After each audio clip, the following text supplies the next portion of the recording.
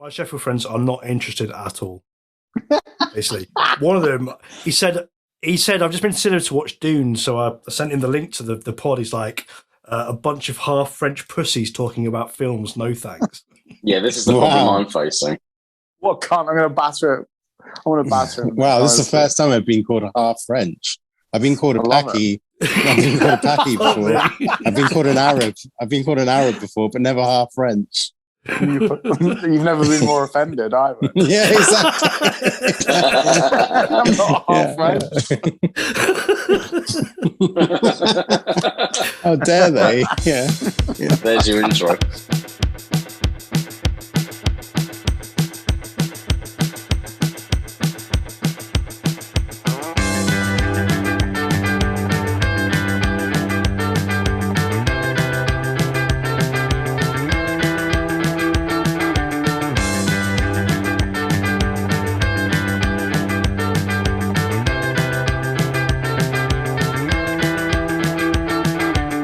What's up, everyone? I'm Shafi Malik, and you're listening to the Who Dropped the Popcorn podcast. The premise is simple.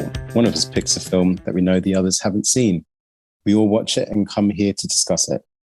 Joining us tonight is Dave McHugh. I'm worth 10. Kyle Hammond. Yeehaw! And all the way from a white town called St. Peter, Andy Newlands. Reach for the sky.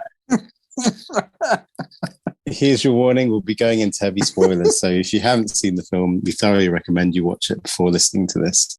This episode's choice is Andy's. Andy has chosen 2021's The Harder They Fall, written, directed by Jaymes Samuel, aka The Bullets. It's a neo-Western that follows Nat Love as he embarks on a journey to find a famous outlaw named Rufus Buck and avenge the murder of his parents. Andy, why did you choose this film? I chose this film to make your life better because I knew you wanted to watch it, but also the trailer blew me away. I was like, this could be one of the greatest films of all time. Like it was exciting. You know, the cast alone sold it to me, but mainly you. I wanted you to have a good time. Actually watch a film. You seem so depressed after Dune. I was like, wow, this guy's not normally down on film, so I thought I'd pick you up. So that in a nutshell is why I went for this Elba Fest. Well, it's funny because Andy, I was going to mention that I'm so glad you picked this because in a way this evoked everything that I criticized about Dune. It's this makes up for all those criticisms. Here we go. Wow. But anyway, we're going to get into that. But before we actually go into the specifics of the film, I sort of mentioned this to you guys earlier, but I think it's like the whaling episode and also the Bond episode. It's good that the viewers gauge what our experience is with the Western genre. I'm a bit young, to be honest. Nice. Andy, we'll start with you. What is your experience with the Western genre? Okay, so I've been to the Grand Canyon. They call me John Wayne. Here we go.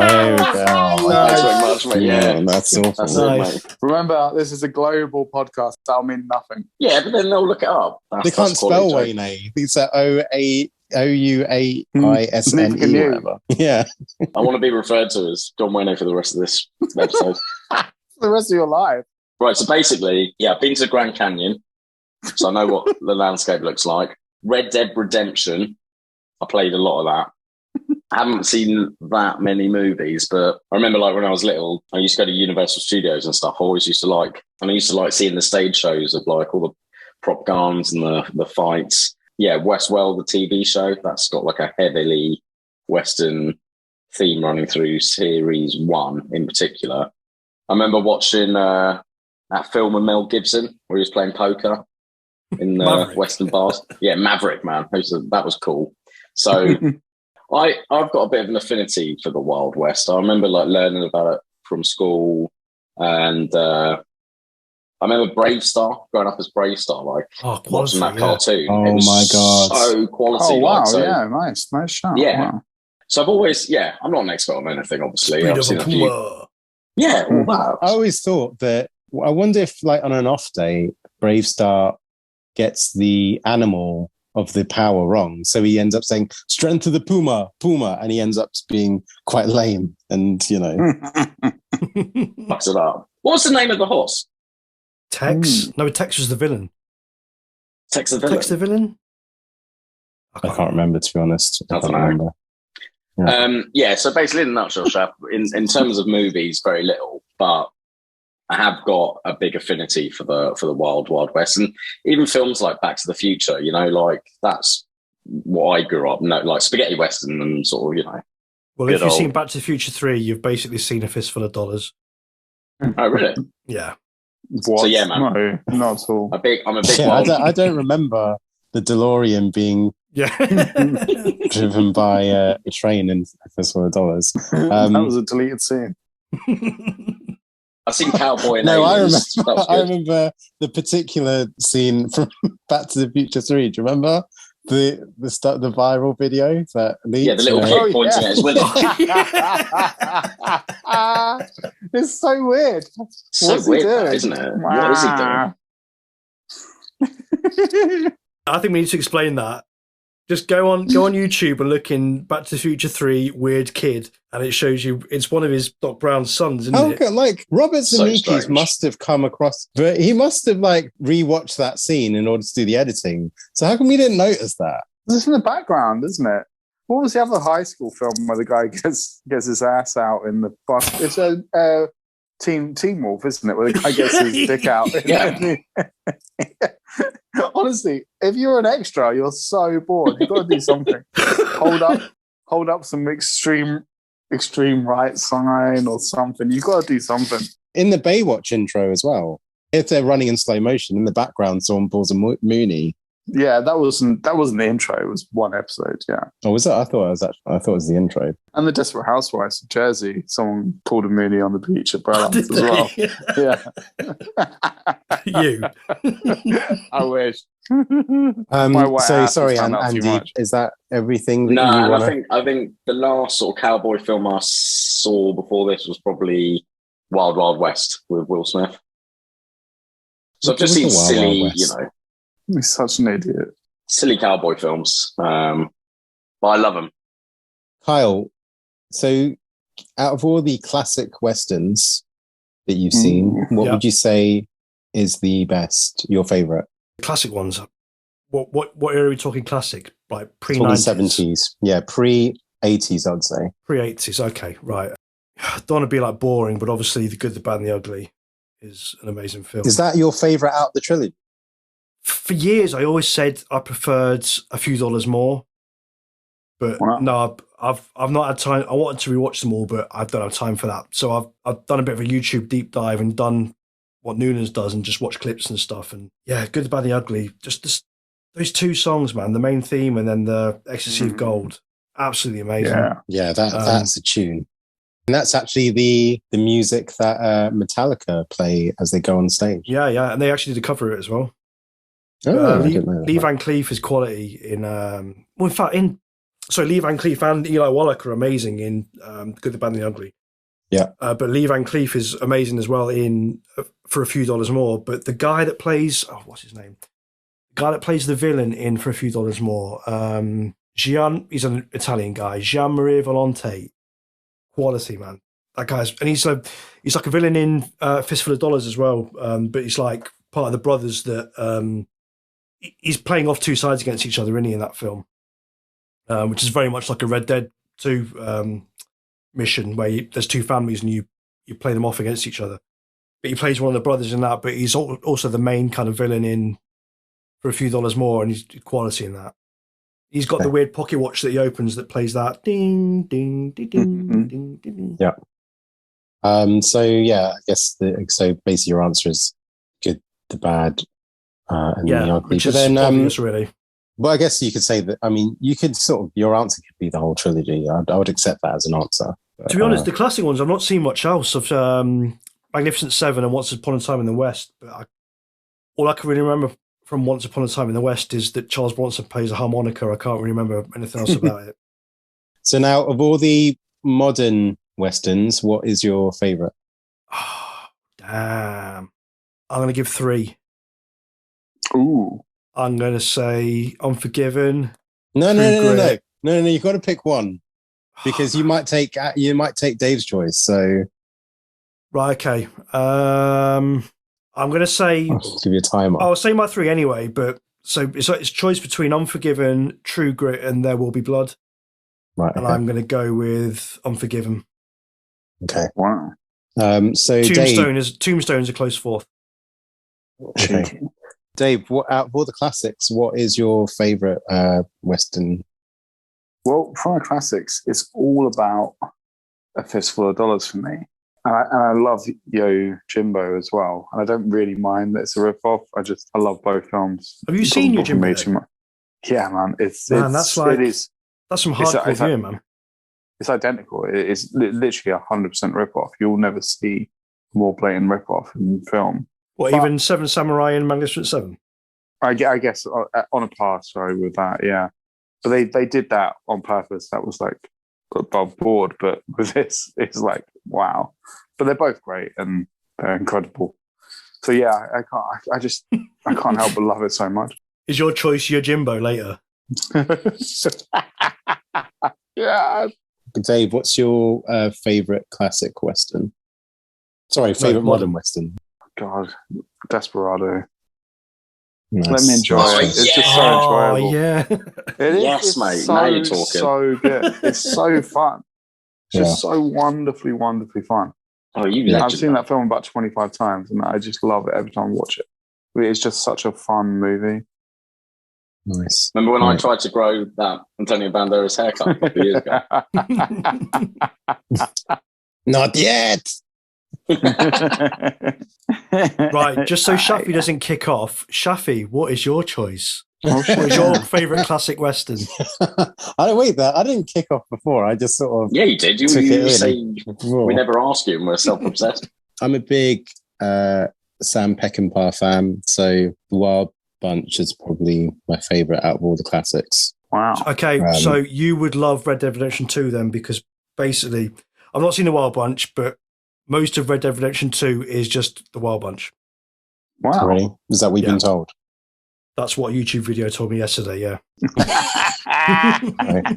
And I was thinking about this a lot, about kind of modern westerns, and there is a film that was released, I think it was 2004. I'll need to sort of look at the year, but it's a film called Blue Ruin. I think the themes and, you know, the way it's shot and the way it's directed, it's not just one of the best like thrillers of all time. I think it's up there with all the best westerns, and that's my recommendation of the week is a film called Blue Ruin, directed by Jaymes Samuel. Yeah, it's off the chain. He did a follow-up called Green Room, and in a way you could say that's sort of a western as well. And I mean, it's more of a siege movie, but I think he's really good at doing these type of modern westerns, sort of like the Coen brothers. So yeah, I'd say those two films. Thanks for asking. I thought you were going to choose The Quick and the Dead because I know you love Sam Raimi. Yeah, that's a really good film as well, man. That's what I'm saying. There's so many good ones. You know what? As I said, like I was talking to our friend Michael Scott the other day because he's a big Scott Adkins fan, and I was even sort of brought up the point that Avengement you could see as a western. The fact that I guess on the surface stuff, yeah, the bar fight and someone who's just come out of prison for revenge. I think there's lots of good stuff there, and lots of stuff that you wouldn't think are westerns that are westerns. And it's his brother at the end, isn't it? Yeah, his brother. Yeah, it is. Yeah, but that's not really, not a secret reveal though. Is it? I actually watched Green Room for the first time yesterday. Really? What do you think of it? It's really good. It's incredible. Nuts. Yeah, it's really fucking crazy. It's so interesting because you feel like they are doing their best to make it look like that. And it's a really, really cool film. It's a great film. Oh man, and like Patrick Stewart when he says, "Bring in the red laces," and you don't know what these crazy motherfuckers are going to do. So, such a mad casting. Hella High Water as well, I guess, is kind of a nice modern Western, that's good point. That is what you call the equivalent of like a straight up like modern Western, isn't it? Yeah, the most blatant type of, and it's a good film as well. It's fun. So because Dave doesn't watch trailers, I'm guessing I'm not going to ask Dave this, but going back to Kyle, when you saw the trailer of The Harder They Fall, what did you think? I don't think I watched it. What were you expecting? I probably didn't watch it. Okay, so what about if I may interject, I watched half of the trailer because I just couldn't help myself. So I knew that Idris Elba was in the train, and that's what they were robbing. They were robbing Idris Elba. And I was so angry and pissed off with myself because I knew that Idris Elba was on the train. Not gold, not money. It was Idris Elba. And why would anyone watch a trailer? I just don't get it.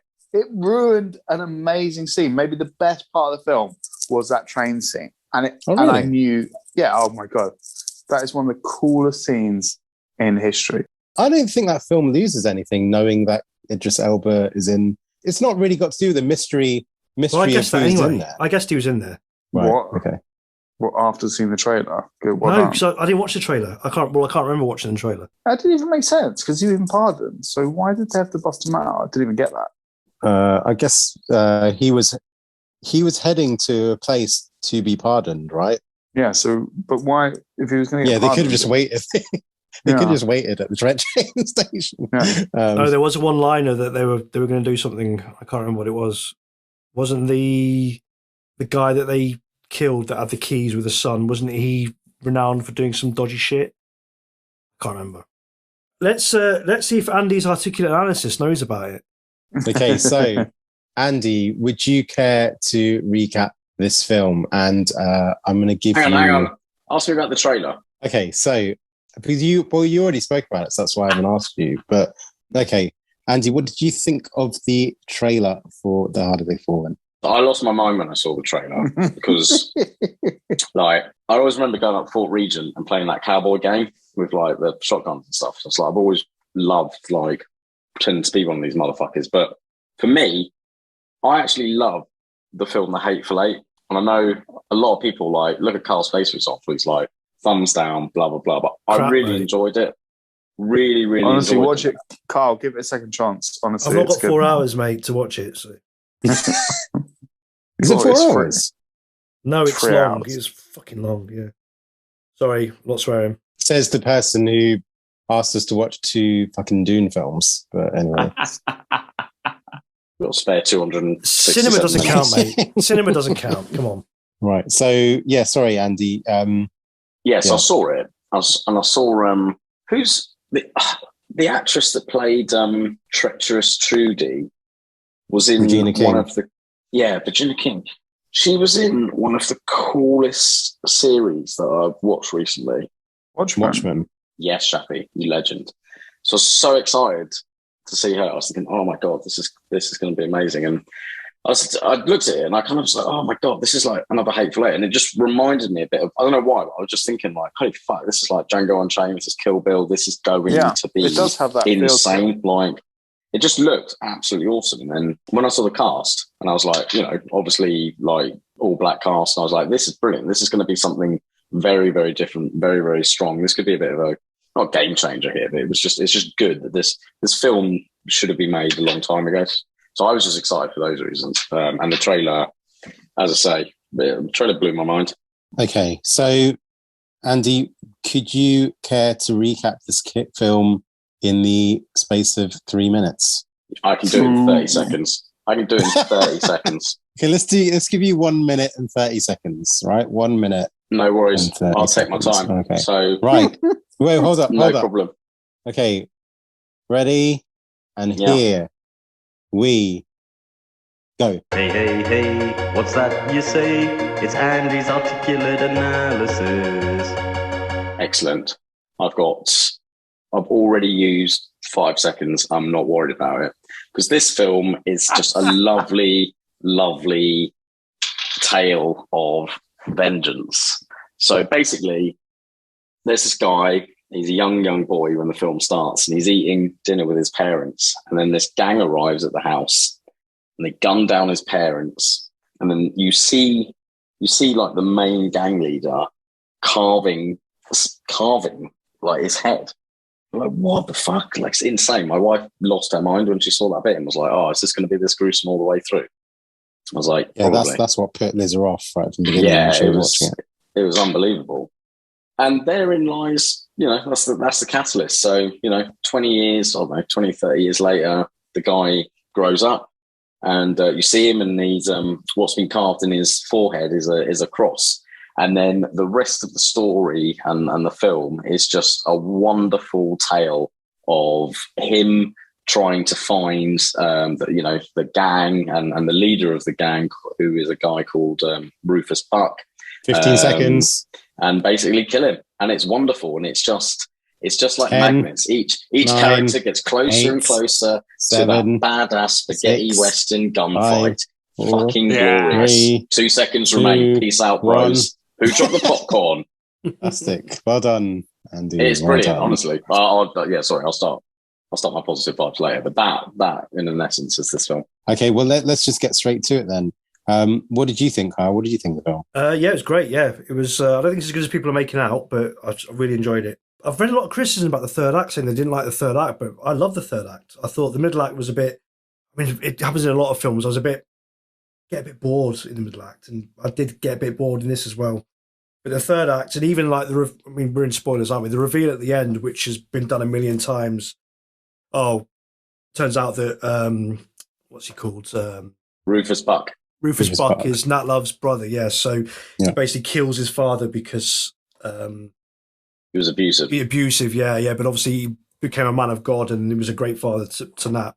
And obviously he reveals that at the end. And usually I'd have been like, oh, really? But Idris sold it, man. He really sold it well. Yeah. He didn't do a lot in the film, did he? He didn't have a lot of dialogue, really. Just kind of just staring for a lot of it. But when I'm gonna talk when it's about his that. time to shine, he did it, man. He was great. Yeah. How about you, Dave? What are your feelings towards the film now you've seen it? Yeah, well, I absolutely loved like the first 45 minutes, and I did think it lost it a tiny bit, but that first 45 minutes, man, it was awesome. That start, incredible. Then the comic book style credits, and then in the church, it was so good. And then the bit on the train is one of my favorite scenes in cinema history. I think I'm going to enjoy hurting you, and I'm going to enjoy inflicting violence on you. I just love it. You're the hero, yeah.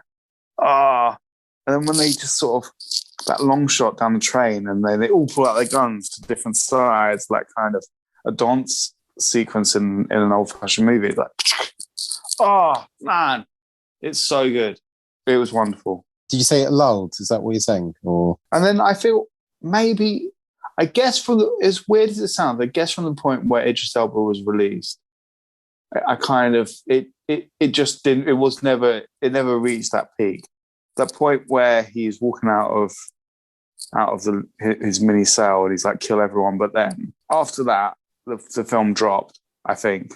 But it's impossible because it just started so well and so fast. Did you see what was written on the side of the train, Dave?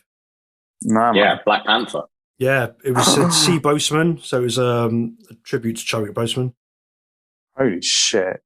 Yeah, man, it was just okay. It was just too good for words. Too good for words. Well, for a podcast, it would be good if you articulated it in words. But anyway, I can't.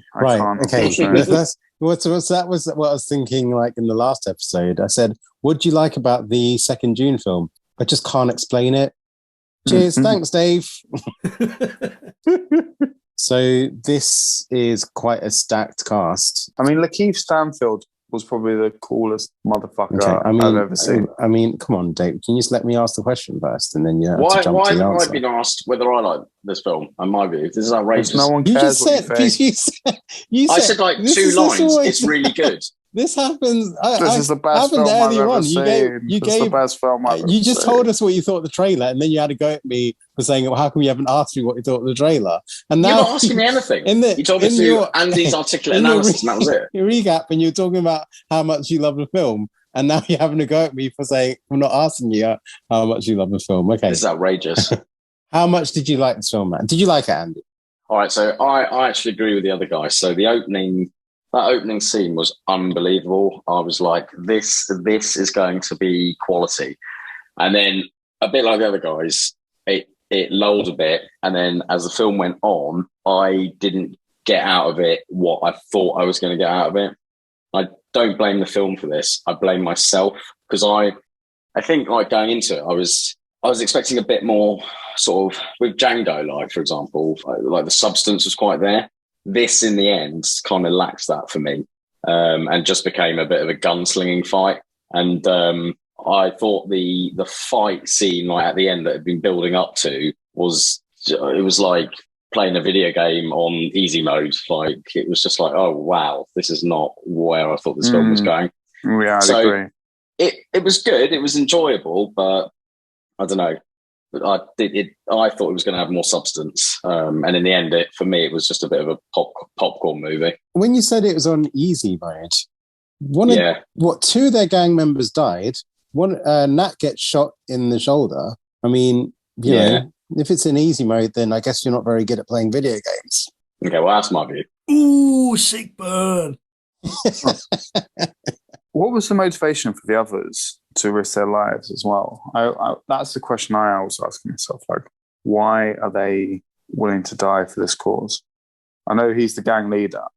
So Jim Beckworth wanted to have a shootout with Cherokee Bill, didn't he? And also, didn't the sheriff want to take down Rufus Buck? That was so Daryl Lindo wanted to take down Rufus Buck, and you know his gang had to follow him because that's his gang. The Nat Love's gang had to follow him because that's his gang, right? But they're like Nat Love's original gang. I just don't see, for them, it's meaningless. This fight doesn't mean anything to them, really. No, because Cuffy's in love with what's she called? Stagecoach Mary. Yeah, so she's been captured, and Cuffy's in love with her, isn't she? Also, what Nat Love does is he robs outlaws, so that's why they. I guess. That's why they were in at the beginning, and basically they're just following their leader to this. Yeah, no, that was my point. Was they're following the leader? That is what it is. Yeah. Nice. Yeah. So so this is quite a stacked cast. So, what are our MVPs of the cast? What does that mean? Explain to you what MVP means again, or you're right. Maybe one more time. You already said Lakeith Stanfield. Are you sticking with that? Yeah. He was the coolest motherfucker I've ever seen. And when he kills his adversary, man, oh my god, yeah, all the way. He's a handsome dude, isn't he? I know. He's younger than I thought. He's only like 30. Madman. Yeah. Speaking of which, Jonathan Majors is 32. He looks. I thought he was like our age, man. Yeah, he's got like a wrinkly face, doesn't he? But he's actually he's a handsome dude. But he looks older, but in a complimentary way. He sort of looks mature, you know. Something I wrote down was watching that this film might have been better if Lakeith Stanfield and Jonathan Majors swapped characters. Really? Because I think Jonathan Majors is a great villain. When he was playing in Loki, when he was playing... man. What's his name, man? Shafi? The Universe dude. Mr. Mayhem what's he called, Shafi? Kang. Yeah, Kang. So he really chews the scenery in that, but he's awesome in that. Right, okay. Well, you know, it is interesting that we're talking about this film. So basically, with this week, I've hosted a film festival in our local arts centre. And it's a human rights film festival, and the theme was of Black Lives Matter. And the second film that I chose was The Last Black Man in San Francisco, which he is like the co-lead. And it feels like Jonathan Majors it's like he's brilliant in that film, the last Black Man in San Francisco. I think in this film I don't know. Well, I guess you disagree, Carl, but I think he is brilliant in this film as well. He's a movie star. You look at him. Yeah. And the way the thing is, he delivers a line in not the way you would expect someone to deliver lines. Like he says, he has to certain, sort of like Lakeith Stanfield, actually. He sort of delivers, that I love that that moment in the film where he goes, "I'm worth 10," and then it gets to the cool.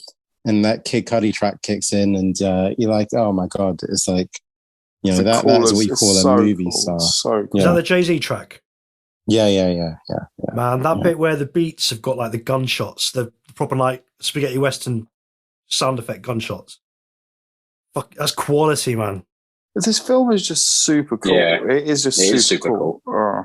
Yeah. Why aren't you taking him in yourself? I'm worth 10. Yeah, I love that. It's such a great moment, right? I know, it's just like such a killer line. That is just. I mean, if you want to be a badass, like any actor would fall over themselves trying to just make sure, like, land that role just to deliver that line. Some motherfuckers are trying to skate uphill. That's just as good as that line. So, Carl, did you give an answer? No, I didn't know. Right, so who is your MVP of the cast? Girl that played Cuffy, so Danielle Deadwyler. She was the only character that had any growth as such. Yeah, So the rest of them were all kind of surface level, weren't they? Which is I don't even care. It's still fun. She's the only one that kind of grew as such. She's great. She's really good. Yeah, that bit at the end, fantastic, where she has to shoot out with Cherokee Bill. As an old-fashioned Western guy, that would have been really good if it was in the street and they'd done close-ups of their faces and see them looking side to side, but it was just in a room, but it was still cool. How about you, Andy? I'm exactly the same as Kyle, because that character had growth and substance, and I just wish a few, and don't get me wrong, I loved, like, Cherokee Bill and all that guys, but it was very, very surface level, and I did have a bit of an issue with that. But Carl's choice. I did like Stagecoach Mary as well, and that slash get up. That's pretty badass.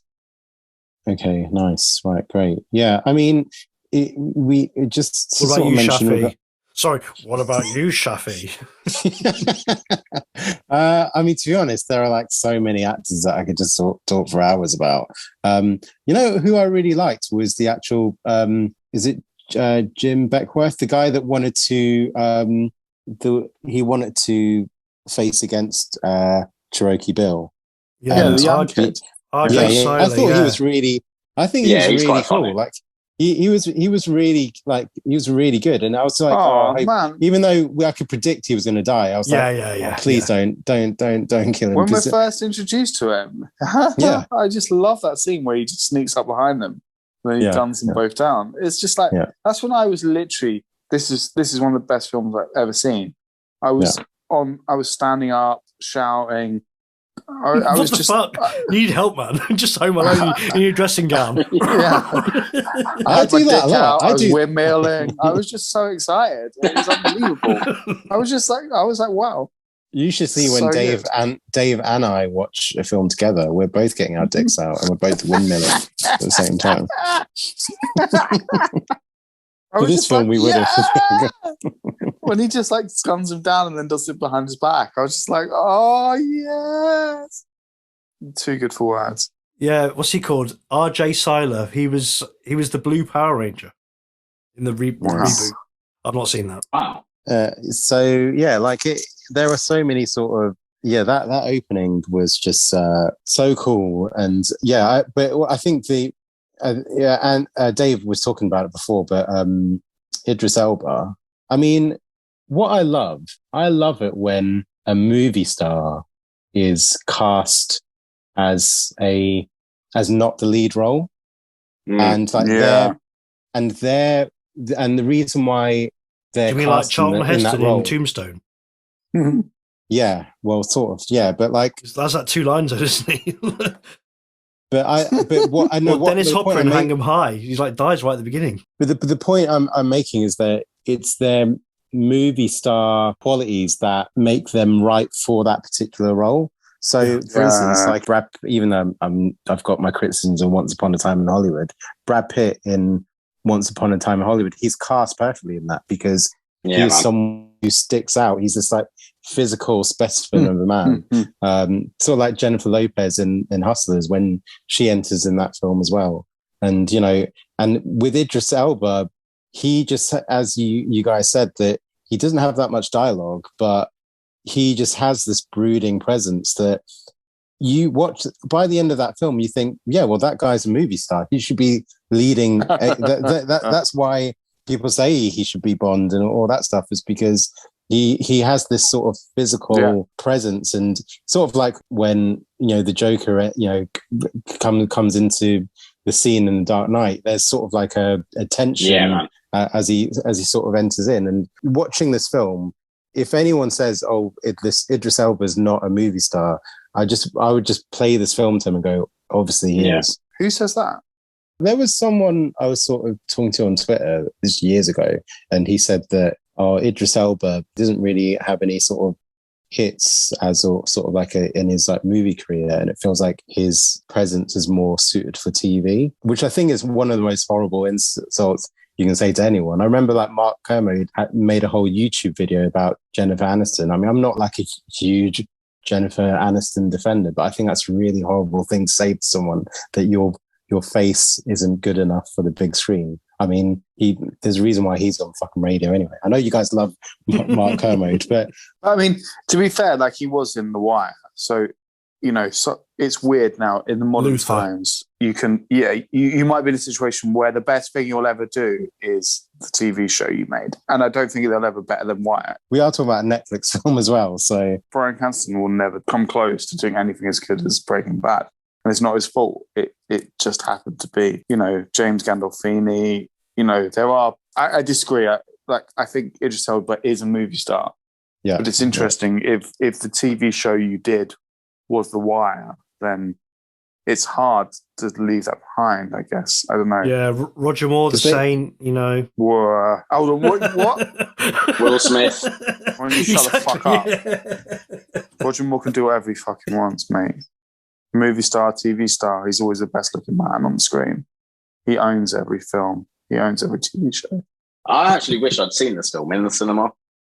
Oh, yeah, definitely. I thought you were just going to say, I wish I'd seen this film rather than just reading the blurb. I wish I'd seen this film rather than repeating what everyone said. Just wait, ask me now. Bastard. I've got no words for this. I can't quite articulate it. I can't quite explain it. Okay, it was really fucking cool. That's what it was. In that train, it was really, really fucking cool. Come on, man. That everything about that scene, from the moment she stops it with a long shot when she's on the horse, and man, it's just so cool. Yeah, it's just so cool. And the way they just own it, they just own everyone. They just tell everyone what they keep it fucking chilled. They stop everyone from even dreaming of fucking with them. It's so good. Oh my God. Bit where he gets the knife and he cuts the guy's calves. That's like quality. Yeah. I've never seen anything like that. That was quality. Yeah, man. It's just too good for words, man. It's funny that we're talking about, you know, TV shows and films. Do you think this film would have worked better as a TV show? Because I don't know, but in a way, twat. I don't want. Can you let me finish? Let me finish. I would have loved to have seen more Idris Elba. I would love to have seen I do. More Lakeith Stanfield. I'd love to have seen. I agree with you, Shaf. Yeah, and I would have liked to have got to know the characters more. And actually, go a bit further, like understand a bit more about the historical character. Because I understand they were like real characters from the past, but it just felt a bit like, right, you're that person, and you didn't really get to know anything about it. It was just like, bang, off you go. I do like the air of mystery though, man. It's like, yeah, you know, Lakeith is like Cherokee Bill is obviously like always this cool badass gunslinger. You know, we had that with Star Wars with Boba Fett, and it's only 40 years later that we're getting a backstory about Boba Fett or whatever. But now, man, just keep it. Exactly. You're spot on, Carl. You're a legend. Yeah, just keep it like we don't know who these badass dudes are, man. Going into spoilers though, the they're We did in hinting the that first there minute, will be mate. So yeah, okay. they did hint that there's going to be a sequel. The fact that she survives, you see the back of her. The last shot. So that's the thing. It would have been good if, see, what I thought was that he wasn't actually going to kill Idris Elba's character. I thought that it would just continue, on, and then it would be quite a good way to end the film, that there's still these two, it's like the end of Empire Strikes Back.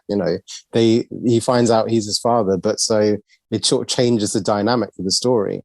But the fact he killed him, it sort of gets rid of that, and now it's sort of treacherous Judy against this what's remaining of the gang. That's what I'm thinking. I just He think might not have that believed him though. He said, "I don't believe you," so he still might have Yeah. I don't think he does believe him. Still, that still makes it very interesting. That still makes you think, well, actually, is he or isn't he? But yeah, I still would love to have seen this in the big screen. And yeah, it would have been good if the Jaymes Samuel was guaranteed a trilogy. So then he could have just plotted this out over 3 films.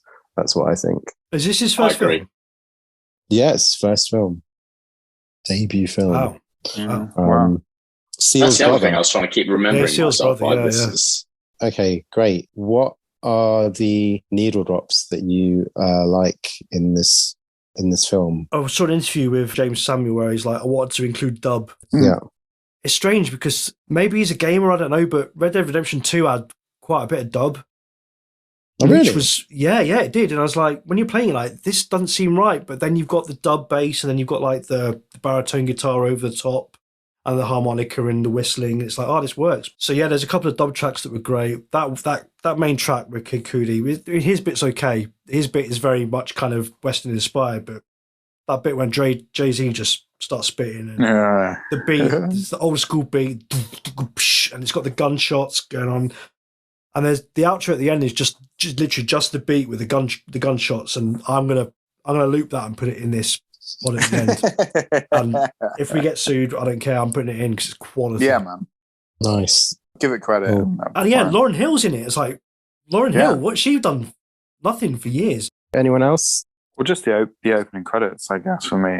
It was just that song and that comic book style was just, it's fucking awesome. Yeah, man. Those opening credits were unbelievable. No.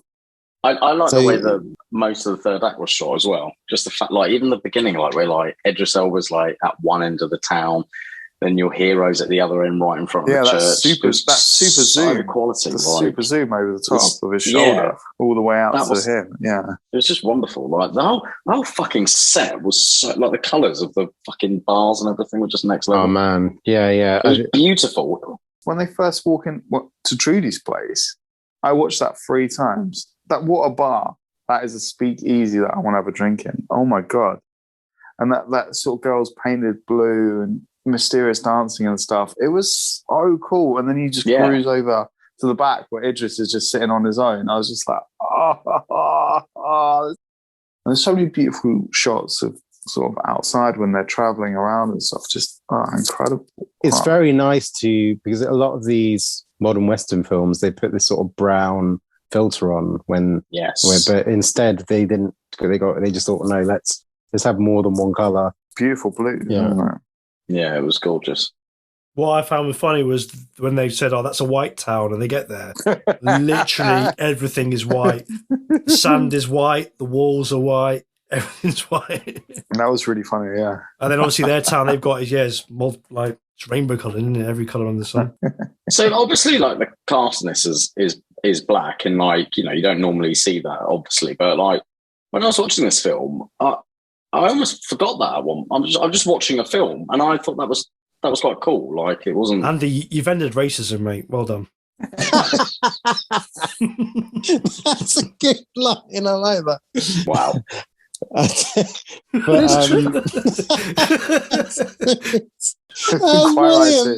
brilliant. I don't see race. I'm colorblind. But when you were watching Red Dwarf back in the day, I didn't think, wow, the two. No, you're right. Yeah, you're right. Yeah, you just don't. I never met anything. You've solved racism, Dave. Yeah, I know. I have. You tried, but I've succeeded. Going back to the music, it is. I'm going to appear on a podcast on Tuesday, another podcast, and I picked two films to talk about, and one of them is a film called Streets of Fire, and the other is Strange Days. And what I'll get into in the podcast is about talking about how the music dictates the aesthetics of the film. Usually, films are made. The director kind of shoots the film and edits it and all that stuff, and then they give it to a composer, and then the composer tries to sort of put some sort of score over it and make it a nice little package. But I think those two films, what I'll go into is that the music, it kind of dictates the style of the film, right down to sort of its clothes and the sort of genre it is.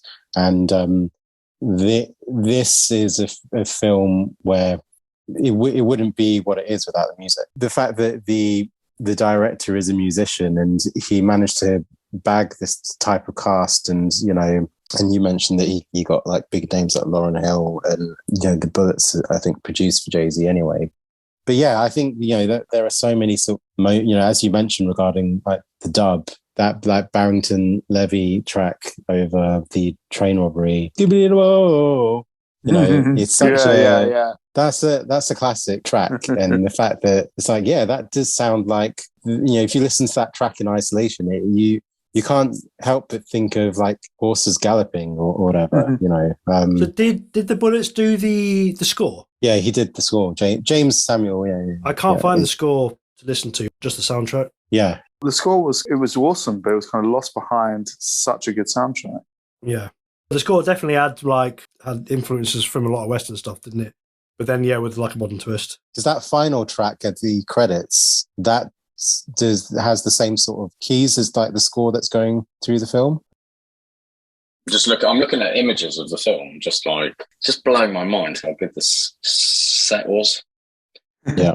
And they filmed it all throughout COVID, didn't they? Oh, really? Yeah. They weren't horsing around then. Tell you what, we should talk about is that scene where that guy gets his teeth knocked out with the gun. Oh yeah, it's Dion Cole as well. He's really good as well. Goodness. So Dion Cole is, I did not know he had that sort of screen presence, because he's basically a stand-up comedian. Is he? And then he's sort of talking and it transpires that he's just practicing. He's imagining it. Yeah. That's brilliant, because he looks like such a badass. Having a steak with his gold teeth, and he's like, "Get out of my town!" That was comic gold. That was so funny. Yeah. So I mean, there are a couple of issues about the film that people have brought up. I think maybe you had this, Carl, or not, but the issue of colorism, and I guess we're not really qualified to talk about it because none of us are black, but it is worth saying that there are grievances about this film. The fact that Stagecoach Mary was a dark-skinned woman who's was quite plump in her figure, and she's cast as Zazie Beetz. But they, and apparently Rufus Buck in real life was light-skinned, and they recast him as somewhat dark-skinned. But yeah, I mean, I guess it's not our place to sort of comment about it, but I think it's worth acknowledging anyway. So, Shafi, you're going to put a link in the description, just for the viewers, just let you guys know that we are not black. So, there is this discussion is lacking in representation. So we will leave some well thought out reviews that I found from black writers that come from that perspective. So you'll see that in the episode description. Okay, so let's go to the one-word review. It's the one-word review, the one-word review, the one-word review from us to you. Except for Dave, who says, "It's the best." We'll start with Andy. What's your one-word review of the film? Funky. Kyle, what's your one-word review? Sharpshooter. Nice. Okay. And what about you, Dave? What's your one-word review? Awesome. Fantastic. Right. Well thought out, Dave. Your last one-word reviews have been good, lovely, excellent. Oh, no, fucking well good. Fucking well good. No. And my one-word review is banger. No one asked you. All right, well, bye. Well, Shafi, lost the what's your host. one word review? Fuck. My one word review is banger. What? It's a banger. Bango? Oh, sorry. All right, don't shoot your load, Jesus. If you're listening to this and you haven't seen this film, please watch it at the cinema if you can. If it's even possible. Just No, it's somehow make that finished. happen. It's been It's and gone. the Been and limited gone. screen time as well. Such a shame. But maybe That's a we'll host a screening one day in our Ooh. local art centre, and you know, 4 white guys want you to watch. Sorry, 3 white guys and a brown guy want you to watch this Black Dead film. That's how middle class Shafi is. You count him as like, that's unbelievable. I'm that white. 4 white guys. Have you met Shafi? 4 non-blondes. 4 non-blondes. Before we go to the popcorn post bag, there was some sad news earlier this week. We found out that Dean Stockwell passed away. So it's something that he's someone that we mentioned a few times in this podcast. So we thought we'd talk about, just spend like a couple of minutes talking about him because we chose. So what were the films we chose that he featured in? Quantum Leap. Paris, Texas, which we also did a lot about Quantum Leap, but then obviously Dune as well. And Dune as well. I speak for the group to say that he was a tremendous actor. Yeah, man. So for our childhoods, as we've spoken before regarding Quantum Leap, who? Let me just ask you guys a question. Yeah. Who had an imaginary friend here? Not me. No, mate. Just I you, had an, weirdo. yeah. Sort of. imagine- Not. Yeah. I had an imaginary friend, and Was his name then, Shafi?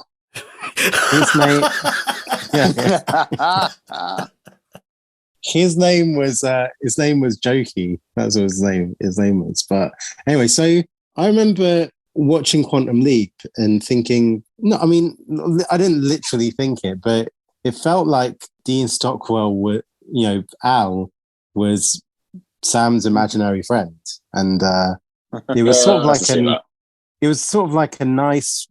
When you think of Dean, when I think of Dean Stockwell, I think of that warm, helpful presence. You know, this is your go-to guy. This is if you're in trouble in this and you want to do the next leap, you've got to. You know, this is the person that will help you out in any way you can.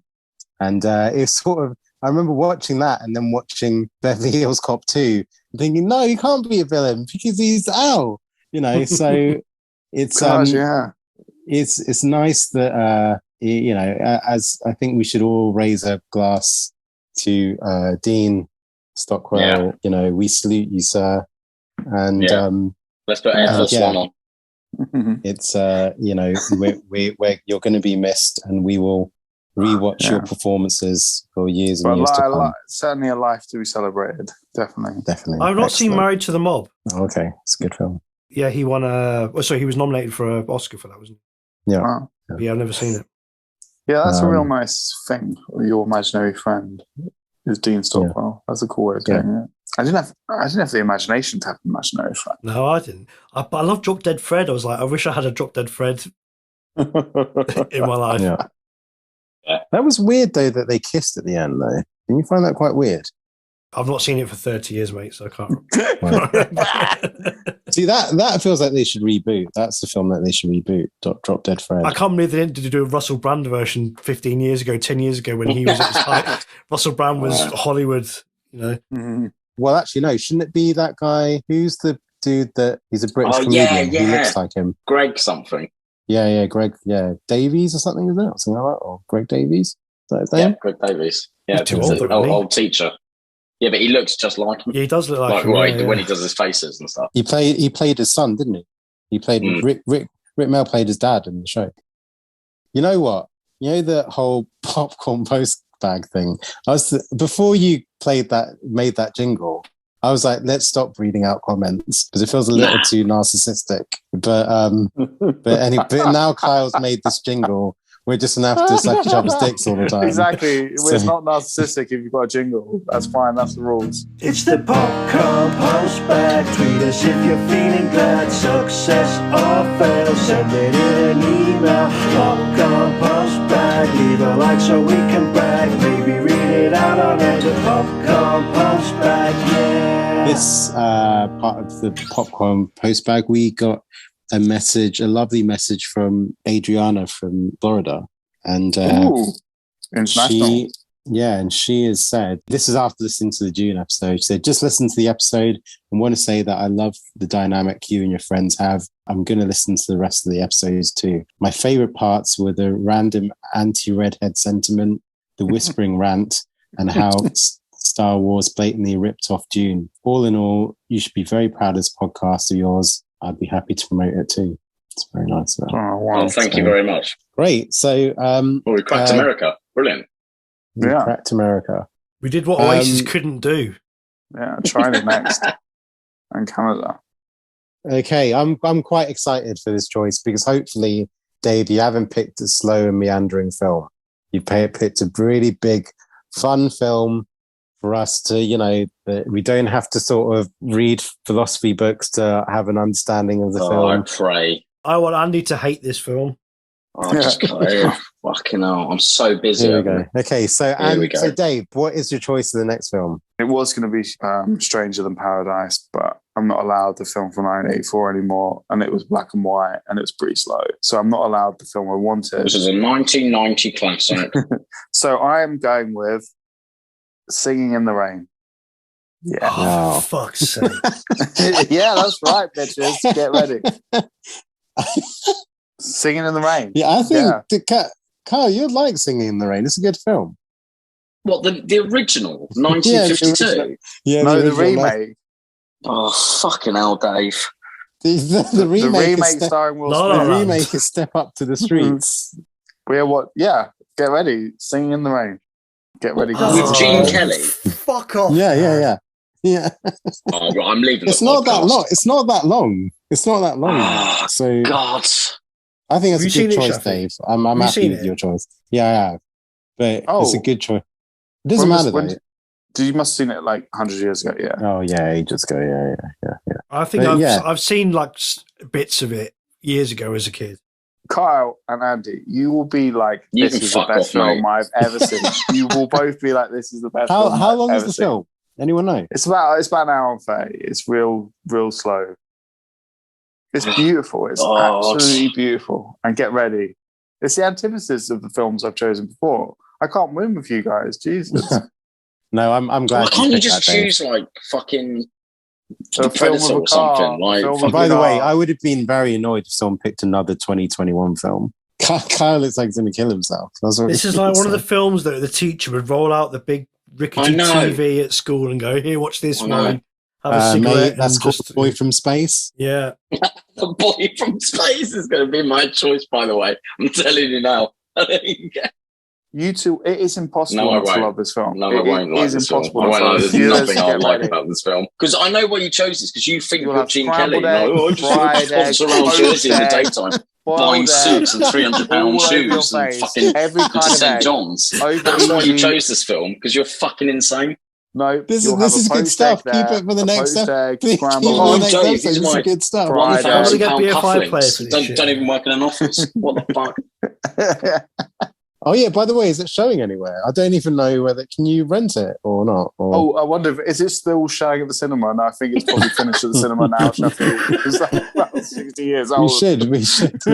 Screen number one. Excuse me, hello, Cineworld. I'm just wondering, have you stopped showing Singing in the Rain?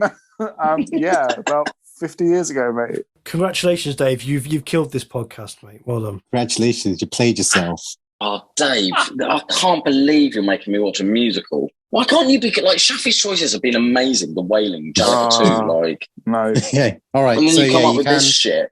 you can rent it out on Amazon. Oh, viewers, get ready to. You will never hear people eat their words more than Carl and Andy on the next show. Yeah, They I think will you're going to like say, it. sorry, I'm so sorry, Dave. You are wonderful. You're so Honestly, good I reckon looking. I will prefer You're so Blood Simple, intelligent. which is so shit. It's unbelievable. Oh, holy shit, we almost went for an episode about mentioning Blood Simple. I'm glad we got Blood Simple in. Kyle looks like he's having an existential crisis. You're just saying I'm just that. thinking, like, Instagram, the hashtags, because there won't be any hashtags exist for this film, basically. Good. Is this the first film where every actor in it will be dead? Or are they still alive? Oh my gosh, maybe. Probably Yeah. everyone's dead, yeah. Oh gosh. Why? Were you Yeah, hoping right. to get someone on the show?